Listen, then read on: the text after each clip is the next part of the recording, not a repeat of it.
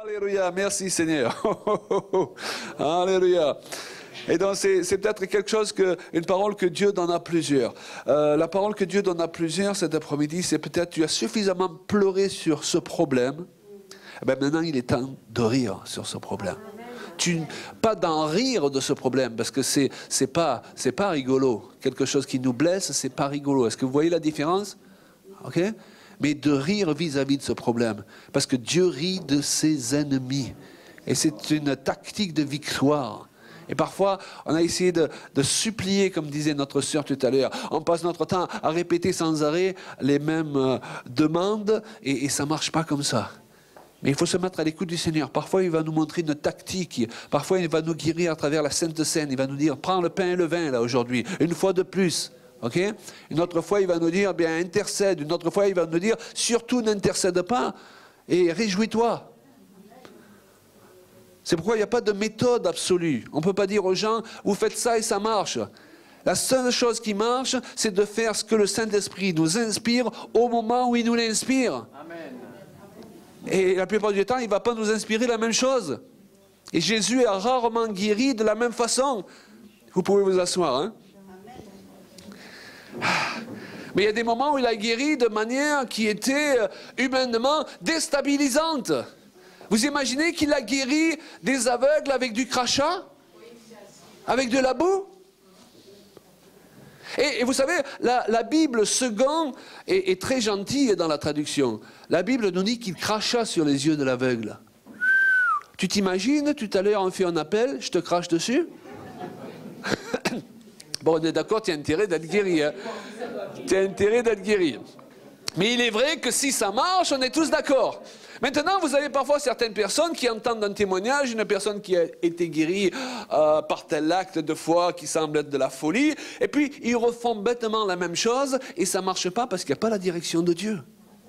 Ça me rappelle ces serviteurs de Dieu aussi qui priaient pour les personnes qui s'avançaient, et il y a une personne qui s'est avancée avec une tumeur, et il priait de la manière classique, et c'est tout à fait normal au départ. Et il sentait que le Saint-Esprit lui disait « Donne un coup de poing dans la tumeur, donne un coup de poing dans la tumeur ». Alors comme moi j'aurais fait à sa place, il a fait comme s'il n'entendait pas. Hein? Et la personne est retournée s'asseoir, et pendant qu'il priait pour d'autres personnes, il re-entendait le Saint-Esprit qui lui disait « Donne un coup de poing dans la tumeur ». Alors il a appelé la personne, il a fait s'avancer, il a donné un coup de poing dans la tumeur, et au moment où il a fait ça, la tumeur, elle a disparu. Maintenant, cet après-midi, on ne va pas donner des coups de poing à tout le monde. Je connais le cas d'une autre personne qui, ayant lu cet exemple, dans une convention, alors qu'il priait avec une équipe de prière, la personne lui a dit « j'ai une tumeur », il lui a donné un coup de poing dans le ventre. Il s'en est pris un autre de coup de poing. Parce que l'autre, il avait mal et il n'était pas guéri. Ce que je veux dire par là, c'est qu'il n'y a pas de règle absolue. Ok? Moi, je connais des gens qui ont coupé, redécoupé, redécoupé tout ce qu'ils ont trouvé à couper. Ils ont toujours les mêmes problèmes démoniaques. J'en connais d'autres qui l'ont fait une seule fois et d'autres qui l'ont fait d'une manière différente. Ils ont été complètement délivrés. Parce que des liens, on peut les couper avec un ciseau. Des liens, on peut les arracher en tirant. Il y a plusieurs manières. Et ce qui importe, c'est quelle est la manière que Dieu te montre à toi pour ta situation. Et je dirais même, selon la période par laquelle tu passes. Moi, j'ai été guéri dans mon corps, parfois d'une certaine manière, et la fois d'après, lorsque j'ai eu le même problème, j'ai essayé d'être guéri de la même façon, et ça n'a pas marché. Donc Dieu cherche un peuple qui écoute sa voix. Et je dirais même, et ça peut choquer ce genre de langage, Dieu n'aime pas le parasitage spirituel. C'est rempli de gens au sein des églises qui voudraient qu'on entende Dieu à leur place. Combien de personnes qui viennent vous trouver, même en tant que serviteur de Dieu, et qui vous disent « Est-ce que Dieu t'a donné une parole pour moi ?» Vous savez ce que je leur réponds aujourd'hui? Je n'aurais jamais osé faire ça auparavant. Ben, si tu ne le sais pas toi, pourquoi tu veux que moi je le sache? Alors je ne dis pas que Dieu ne peut pas me parler pour confirmer, on est bien d'accord? Mais sous la nouvelle alliance, Dieu n'a pas placé les prophéties et les prophètes pour te diriger, comme sous l'ancienne alliance, mais pour confirmer ce qu'il a déjà placé en toi. Sinon, nous sommes à la merci de tous les prophètes de bazar qui se promènent actuellement dans les églises évangéliques. Dieu m'a montré ceci, Dieu m'a montré cela, et qui sont là pour manipuler ta vie. Alors je l'ai dit l'autre jour, la manipulation, à la base, ça vient du principe de sorcellerie. Quand un mari essaye de pousser sa femme à faire quelque chose qu'elle ne voudrait pas faire de par sa propre autorité, il essaye de la manipuler. Et les relations entre mari et femme ne sont pas supposées être bâties sur un principe de sorcellerie. C'est pour ça que souvent, il y a des choses que Dieu, on lui présente, on lui demande de les bénir, il ne peut pas les bénir. Parce que les principes avec lesquels nous essayons de les faire fonctionner sont démoniaques. Ce sont des principes de manipulation. Un ministère n'est pas là pour vous manipuler et pour vous amener dans la direction où il veut vous faire aller. Il est là pour vous aider à devenir le plus autonome possible pour entendre Dieu par vous-même. Et alors là, oui, si le prophète vient et il te dit, le Seigneur m'a montré ceci pour ta vie, et que toi, il a commencé à te le dire, ça, le Seigneur, tu dis, eh bien, je reçois parce que ça confirme. Sous l'Ancienne Alliance, on consultait le prophète, qu'on appelait le voyant. Vous savez pourquoi? Parce que l'esprit n'était pas accessible à tout le monde. Mais lorsque Jésus a été crucifié, le voile s'est déchiré, montrant par là que l'accès au Saint des Saints et au Saint-Esprit était accessible à toute personne authentiquement née de nouveau. Et maintenant, la Bible dit, ceux qui sont conduits par l'Esprit de Christ sont fils. Amen, de Dieu. Alors ça ne veut pas dire que si je n'arrive pas à être conduit par l'Esprit de Dieu, je perds mon salut, je ne suis pas son enfant. Mais ça signifie qu'on passe du stade d'enfant, c'est-à-dire de chrétien immature, au stade de fils et de filles, donc plus matures, quand on commence à être capable d'entendre Dieu pour nous-mêmes. Et là, on n'est plus à la merci du dernier qui a reçu une parole pour nous. Vous savez, tous ces gens qui reçoivent des paroles pour les autres, ils n'en reçoivent jamais pour eux. Il y a des gens, on a envie de le dire, prophétise sur toi. C'est souvent des gens dont la vie est une galère, et si tu les écoutes, ils t'amènent dans la même galère. Moi, lorsque je regarde des serviteurs de Dieu, je regarde toujours quelle est leur vie privée. Est-ce que leur femme est épanouie? Est-ce que leur mari est épanoui? S'ils ne sont pas capables d'être un instrument de Dieu pour que leur conjoint soit épanoui, pourquoi ils veulent me refiler leur camelote? Si ça ne marche pas pour eux, amen. Mais on n'a pas osé pendant des années faire ça. On n'a pas osé dire à certaines personnes, hey, ça fait un quart d'heure que tu prophétises, mais ça ne correspond à rien du tout. Je reviens de l'île de la Réunion, et vous ne pouvez pas imaginer tous les ministères, moi je les appelle de bazar, là, qui arrivent dans les églises avec des grands titres auxquels ils ne correspondent absolument pas et qui essayent d'impressionner les gens et avec leur soi-disant prophétie, ils les amènent dans des galères pas possibles. Un ministère, il n'est pas là pour vous amener dans les galères. Il est là pour vous aider à en sortir, c'est pas pareil. Il n'est pas là pour amener plus de confusion là où c'est déjà suffisamment confus. Il est là pour amener plus de clarté. Et quand on ressort d'une réunion, il faut se poser la question... Quand on a lu un livre, quand on a écouté un message, est-ce que je suis plus confus qu'avant ou c'est plus clair? Mais si c'est plus confus qu'avant, ne soyez pas masochiste, ne revenez pas. C'est comme les gens qui prennent des coups de batte de baseball pendant des messages qui durent 1 heure, on les accuse continuellement.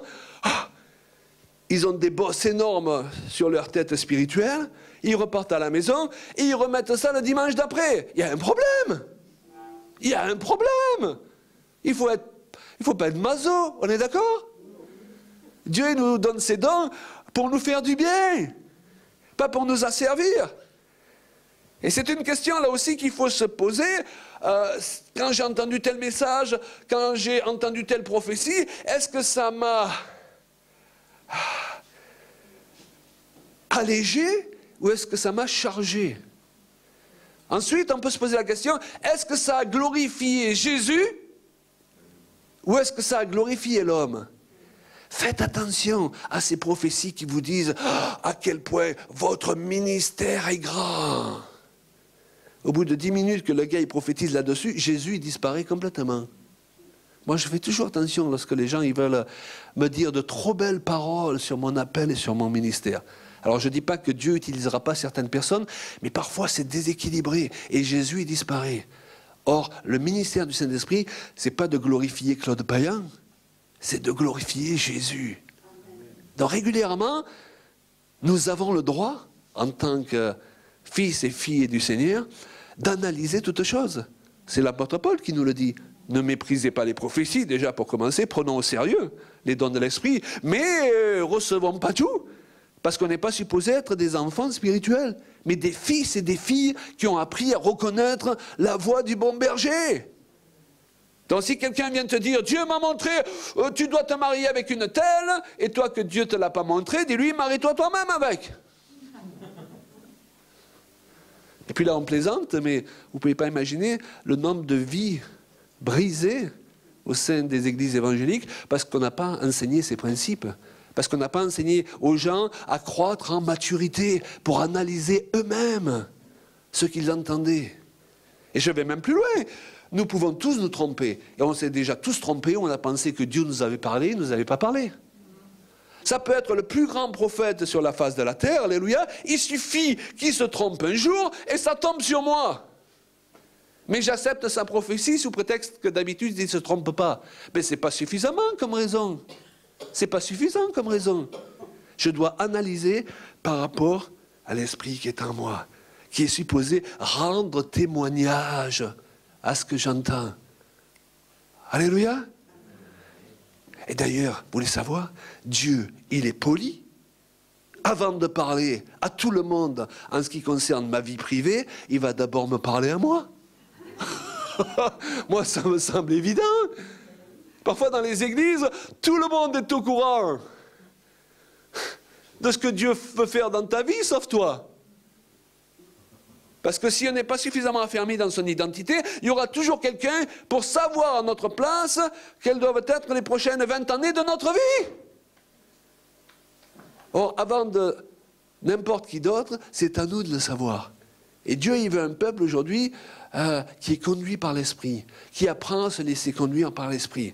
D'ailleurs, il ne va même pas dire Amen à tout ce que dit Claude Payen, il va analyser ce que dit Claude Payen. Amen. Parce que ce qu'il recherche, c'est la voix de Dieu à travers Claude Payen. Ce n'est pas les belles théories de Claude Payen. Est-ce que vous me suivez? Et c'est pourquoi il est important d'enseigner au peuple de Dieu que là où est l'Esprit du Seigneur, là se trouve la liberté. Et même dans le cadre du couple, c'est important de dire à son conjoint, chéri, je pense que j'ai reçu ça, mais comme je t'aime, je ne veux pas t'amener dans une galère. Donc analyse-le. Si je reçois demain qu'on doit partir en Chine, la moindre des choses, c'est qu'avant de partir, tu l'aies reçu aussi. Amen.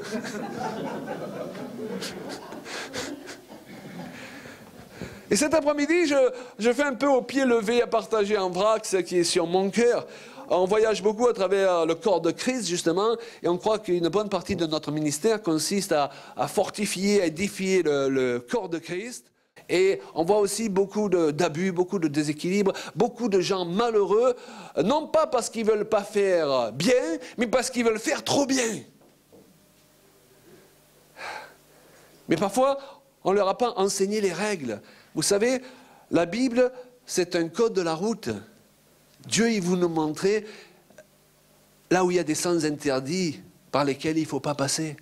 Il veut nous montrer là où il a mis des stops, où il faut s'arrêter avant de redémarrer. Amen.